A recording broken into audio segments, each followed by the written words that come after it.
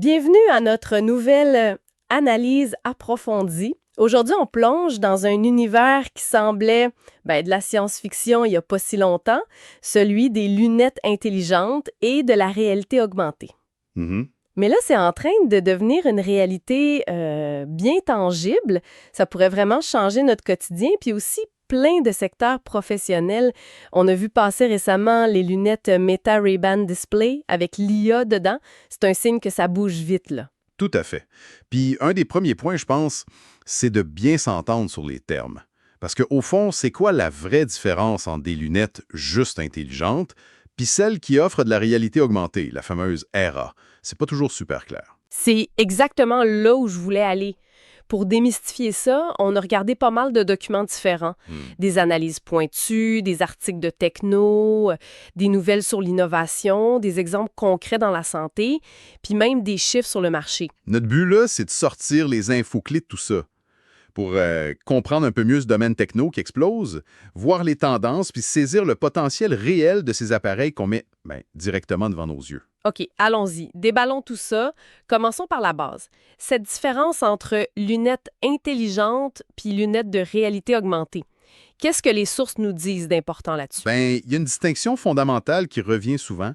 Les lunettes intelligentes, les smart glasses, là, c'est surtout un affichage tête haute, un HUD, comme on dit. Un HUD. Oui, Head-Up Display. Ça projette des infos simples, genre des notifications, la direction à prendre, qui appelle sur un écran transparent. Mais ça interagit pas nécessairement avec ce qu'il y a autour de nous. OK. C'est un peu comme une montre intelligente, mais sur le nez. Mhm. Les premières Google Glass ou des prototypes comme Intel vantent, c'était pas mal ça. Donc, un petit écran d'appoint, là, devant les yeux, ça, je vois. Mais la réalité augmentée, c'est quoi le plus, alors? C'est où le saut techno? Le saut, c'est l'intégration avec le réel. Les lunettes de réalité augmentée, elles superposent des éléments numériques qui semblent faire partie de notre environnement. Ah! Pour faire ça, elles ont besoin de capteurs pour comprendre l'espace. Où sont les murs, les meubles, les objets, tu sais? C'est cette compréhension-là qui permet une interaction entre le virtuel puis le réel. Les HoloLens de Microsoft ou Magic Leap, c'est ça qu'ils font. Pourtant, j'ai l'impression qu'on a longtemps tout mélangé. Google Glass, on entendait souvent parler de RA, non? Les sources en parlent de cette confusion. Ah oui, absolument. C'est souligné cette confusion historique. Google Glass a été très médiatisé, mais techniquement, c'était plus un HUD avancé qu'une vraie RA. Puis ajoute à ça les nouveaux termes comme réalité mixte, MR, réalité étendue, XR. Ouais. Ça rend les choses un peu floues, mais le point clé, c'est vraiment la capacité de la RA à ancrer l'info numérique dans le monde réel parce qu'elle perçoit l'environnement. Puis cette perception de l'environnement, ça change aussi comment l'image est montrée. Je pense à un monoculaire puis binoculaire. Là. Ça change quoi ou juste? Bonne question, c'est important. Monoculaire, ça veut dire un affichage pour un seul œil. OK. C'est souvent utilisé dans le monde pro pour des tâches précises. C'est moins immersif, fait que ça distrait moins, puis c'est souvent plus léger. Binoculaire, là, tu as un écran pour chaque œil. Ah, comme des lunettes normales, mettons. Exact. Puis ça permet la vision stéréo, donc de voir en profondeur. C'est essentiel pour des expériences plus immersives ou pour manipuler des objets 3D de façon réaliste, comme avec les HoloLens 2. Je vois mieux la distinction, là. Et j'imagine que ça se reflète dans le marché. Les chiffres de croissance qu'on a vus donnent le vertige. On parle d'une explosion.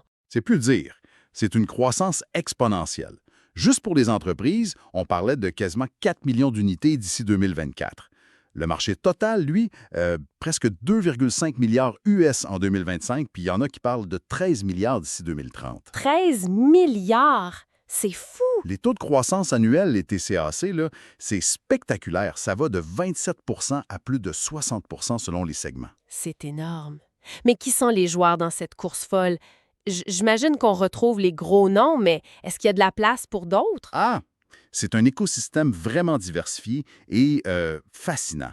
C'est sûr, les géants de la tech sont là. Meta, souvent vu comme leader avec les Ray-Ban, Google qui travaille avec Samsung, Apple qui préparerait des lunettes plus simples, Microsoft avec HoloLens pour les pros, Samsung, Xiaomi. Les habituels, quoi. Oui, mais à côté, tu as une foule de spécialistes et de startups super dynamiques. Vuzix, RealWear, XReal, l'ancien Nreal, Rockid, Vitur, Solos, Eristic, puis même des joueurs européens comme Lynx ou des compagnies très pointues sur des morceaux précis comme Creal pour l'affichage ou Viewpoint System pour le suivi des yeux. Cette diversité est intéressante. D'un côté, la force de frappe des Meta, Google, puis de l'autre, l'agilité, l'innovation ciblée des startups comme Vuzix ou RealWear. Ça doit donner une course techno intense. Puis j'imagine qu'ils visent pas tous le même monde. On voit une séparation claire entre le grand public puis l'entreprise. Ce qui est fascinant ici, c'est de voir comment le marché se segmente pour répondre à des besoins très différents. C'est ça. Pour le grand public, on mise sur le style, l'intégration de l'IA pour les tâches de tous les jours, l'accès aux médias, un peu comme les nouvelles Meta Ray-Ban. Le but, c'est que la techno soit discrète, presque invisible. Côté entreprise, c'est notre game. Là, on cible des usages précis.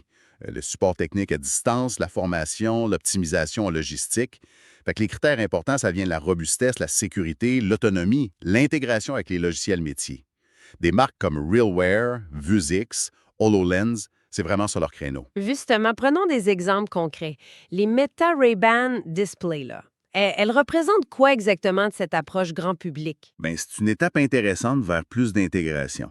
Elles ont maintenant un petit écran couleur transparent, genre 600 par 600 pixels, dans le verre droit, ce qui manquait avant. Ah oui? Le prix annoncé, c'est 799 US. Il y a toujours la caméra 12 mégapixels, puis un contrôle par un bracelet neuronal qui lit les micro-gestes. Mais surtout, le gros morceau, c'est l'IA dedans.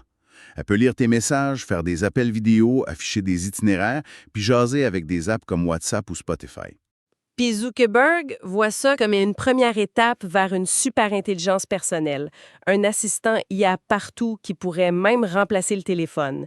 C'est ambitieux comme vision, mais est-ce que les sources suggèrent si le public est prêt pour ça, au-delà des premiers mordus de techno? C'est la grosse question, ça. Pour l'instant, c'est un pari. Le succès va dépendre de l'utilité réelle que les gens vont y voir, puis de l'acceptation sociale. À l'autre bout, tu as des appareils comme ceux de RealWear, où style, c'est pas pantoute la priorité. On les met en avant pour leur robustesse, c'est ça. Tout à fait.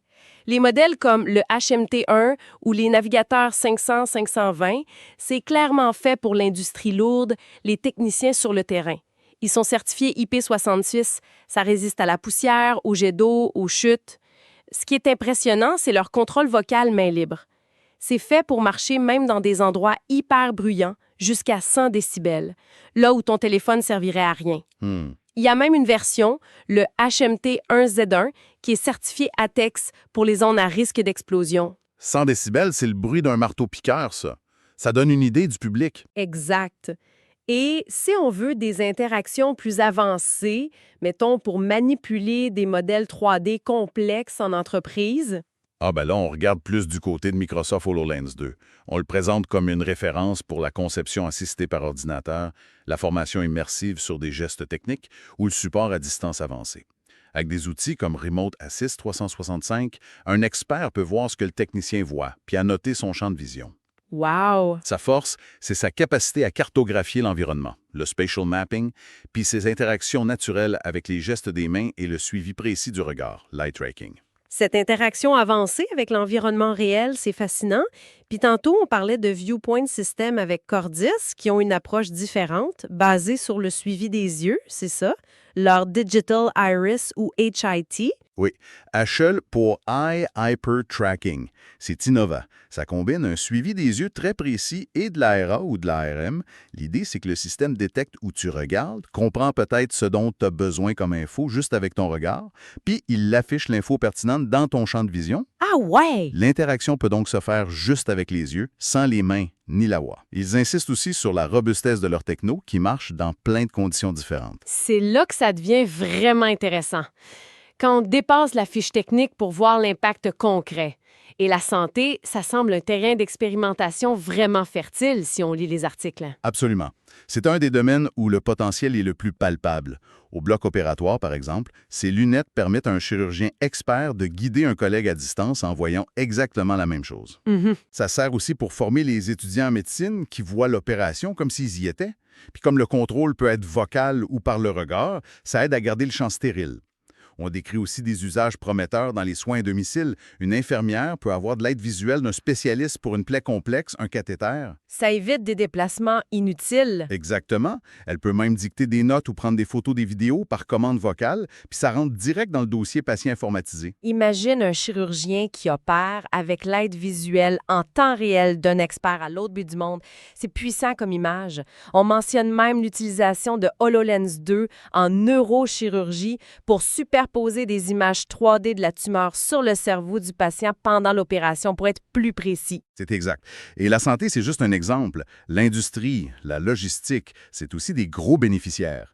Le cas d'usage numéro 1, ça reste le support expert à distance pour la maintenance, le dépannage, les inspections. Ça sauve du temps et de l'argent en déplacement. Oui, Mais on voit aussi des gains d'efficacité directe sur les lignes de production, dans les entrepôts. L'exemple de Mercedes-Benz qui utilise les scanners ProGlove connectés aux lunettes pour accélérer les scans, c'est parlant. Sans oublier la formation sur des machines complexes ou la visualisation de prototypes en 3D avec des appareils comme HoloLens 2 ou le Think Reality A3 de Lenovo. puis au-delà de ces gros secteurs, est-ce qu'on voit d'autres applications peut-être plus nichées ou qui commencent à émerger? Oui, on en voit un aperçu. Là, c'est par exemple pour afficher les performances en temps réel ou pour du coaching. On voit des marques comme Oakley avec Meta, Reebok avec Lucid, Ngo 2. L'Humilitaire est très intéressé aussi à le projet Eagle Eye entre Meta et Anduril pour l'armée US. Il y a aussi des applications vraiment touchantes pour aider les personnes malvoyantes. Les lunettes décrivent l'environnement, lisent du texte, reconnaissent des objets, des visages, tout ça en audio. Puis même pour les loisirs, comme l'affichage tête haute pour le GPS sur les motos que BMW propose avec son Connected Ride. Toute cette intelligence applicative, ça repose évidemment sur la techno dedans.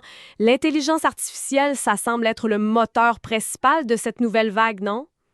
C'est ce qui ressort pas mal. C'est clairement le moteur de l'innovation en ce moment. L'IA donne à ces lunettes des capacités impensables il n'y a pas si longtemps. La traduction en temps réel, par exemple, pour les conversations ou le texte autour de nous, s'est mis de l'avant par Google, Meta, Solux. C'est fou, ça. L'IA apporte aussi ce qu'on appelle la conscience contextuelle. Les lunettes commencent à comprendre ce que l'utilisateur regarde. Meta AI, par exemple, pour répondre à des questions sur ce qui t'entoure ou souvenirs d'infos visuelles que tu as vues avant. Puis on voit même l'intégration directe d'assistants comme ChatGPT, mentionné pour les lunettes Solux ou Reebok. Prochaine étape, c'est les agents IA. Si on regarde plus large, l'IA transforme ces lunettes d'un simple écran en un vrai copilote cognitif. L'idée poussée par Meta, mais aussi par Google avec le projet Astra, c'est d'avoir des systèmes proactifs qui anticipent tes besoins, qui te donnent la bonne info ou la bonne aide au bon moment sans même que tu demandes. Donc, l'IA fait pas juste afficher l'info, elle la comprend et pourrait même anticiper nos besoins. Si on suit cette vision-là, ça change tout par rapport à un simple écran déporté. Mais pour faire rouler ça, il faut de la puissance dans un format minuscule. Comment on gère ce défi de la miniaturisation puis de la puissance? C'est le nerf de la guerre, ça. Côté affichage, la recherche est intense pour des micro-écrans plus petits, plus lumineux, mais aussi moins gourmands en énergie. C'est crucial pour la batterie. Le CAE Leti, en France, par exemple, travaille sur des micro-LED GaN qui promettent une luminosité 100 à 1000 fois plus forte. C'est essentiel pour bien voir en plein jour. Côté puce, des joueurs comme Qualcomm sont clés. Ils font des plateformes spécialisées comme les Snapdragon R1 et R1+ pour les lunettes intelligentes avec de l'IA locale, puis les plus costauds Snapdragon XR2 Gen 2 pour la réalité mixte et virtuelle plus exigeante. Puis tantôt, on parlait de Créal et de leur technologie d'affichage Lightfield. Quel est l'avantage de ce concrètement? Le light field, ou champ lumineux, c'est une techno qui essaie de copier comment nos yeux voient la profondeur naturellement. Au lieu d'afficher une image plate à une distance fixe, ça essaie de recréer les rayons de lumière comme s'ils venaient d'un vrai objet 3D. Le but, c'est d'avoir une perception de la profondeur plus naturelle, plus confortable, sans fatiguer les yeux, puis que les objets virtuels s'intègrent mieux de façon moins intrusive. D'accord. Fait qu'on a des avancées logicielles et matérielles assez impressionnantes, mais malgré ça, on n'en voit pas encore partout. C'est quoi les freins majeurs à une adoption massive qui ressortent des sources? Il y a plusieurs obstacles qui restent. L'autonomie de la batterie, c'est encore un défi, même si on voit des améliorations chez certains comme Oakley Meta, Xiaomi ou Solos qui annoncent des durées plus longues. Ça, c'est clé. Le coût aussi, c'est un frein important, surtout pour les appareils de RA avancés comme HoloLens ou Magic Leap. Ça coûte des milliers de dollars. Par contre, on voit les prix baisser sur certains modèles plus grand public, comme les Meta Ray-Ban ou les XRLR. Puis j'imagine que le confort et le look, ça joue énormément. Personne veut se promener avec une machine trop lourde, trop visible ou juste bizarre sur le nez. C'est absolument crucial pour l'adoption au quotidien. La tendance, c'est clair, c'est vers des montures plus légères, plus discrètes, qui ressemblent de plus en plus à des lunettes normales. Les Ray-Ban Meta, c'est un bon exemple. Le projet de Humane avec ses G1 aussi. Oui. Mais au-delà du physique, il y a les questions fondamentales de vie privée et d'acceptation sociale. La caméra intégrée, ça inquiète les gens. Puis avec raison. Le débat sur la petite lumière LED des Ray-Ban qui est supposée montrer quand ça enregistre, ça montre bien cette sensibilité. Il y a des approches comme Solos, avec un design modulaire où tu peux enlever la caméra, qui essaient de répondre à ça.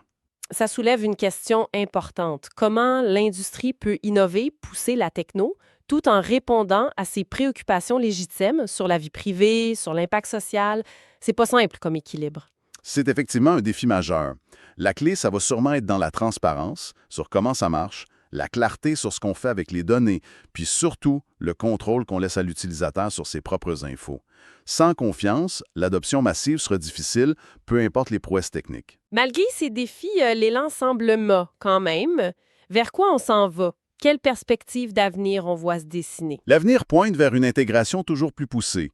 Les lunettes vont devenir des extensions de plus en plus naturelles de nos autres appareils, des écosystèmes logiciels. L'initiative Android XR de Google, qui veut unifier les expériences, ça va dans ce sens-là. Le potentiel pour qu'elles deviennent des objets du quotidien, qui complètent ou même remplacent le téléphone pour certaines tâches, il est réel. C'est la vision de Zuckerberg chez Meta, puis le projet de lunettes plus légères d'Apple suggère qu'il regarde ça aussi. Intéressant.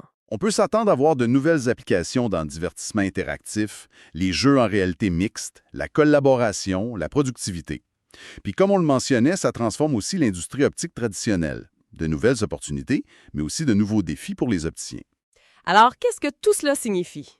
Quand on met tout ça bout à bout, la clarification des concepts, l'explosion du marché, la variété des produits, la force des applications concrètes, le rôle de l'IA, les défis qui restent, on a le portrait d'une technologie en pleine ébullition. Exactement. Ce que ça veut dire, c'est que la frontière qui était assez nette entre le monde numérique puis notre réalité physique est en train de devenir de plus en plus floue. Et ça, ça passe directement par nos yeux. Ces technologies sortent des labos, des usages très spécifiques pour commencer à s'infiltrer dans plein de contextes différents.